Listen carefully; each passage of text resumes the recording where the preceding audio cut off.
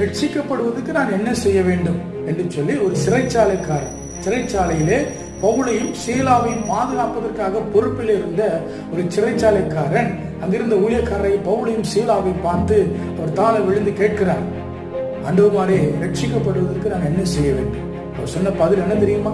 வாசிக்கலாம். அப்போஸ்தலர் 16வது அதிகாரம் 31வது வசனத்தை வாசிக்கிறேன் உங்களுக்காக.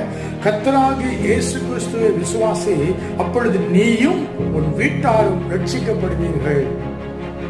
ரட்சிக்கப்படுவதற்கு என்ன செய்யணுமா? நாம கர்த்தராகிய இயேசு கிறிஸ்துவை விசுவாசிக்க வேண்டும். நீங்க விசுவாசிக்கிறீங்களா? ஆண்டவராகிய இயேசு கிறிஸ்துவை நீங்க விசுவாசிக்கிறீங்கன்னா இப்பொழுது ஒப்பு கொடுங்க ஆண்டவரிடத்துல. அந்த விசுவாசத்தை அறிக்கை செய்யுங்க. கர்த்தர் உங்களை நேசிக்கிறார். இயேசு கிறிஸ்து உங்களுக்காக ரத்தம் சிந்தி உங்களை மீட்கும்படியா தனியே பலியா ஒப்பு கொடுத்திருக்கிறார். உங்களுக்காகத்தான் அந்த பூமிக்கு மனிதனாக அவர் வந்தார். உங்களை நேசிக்கிற இயேசுக்கு உங்களை ஒப்பு கொடுப்பீர்களா?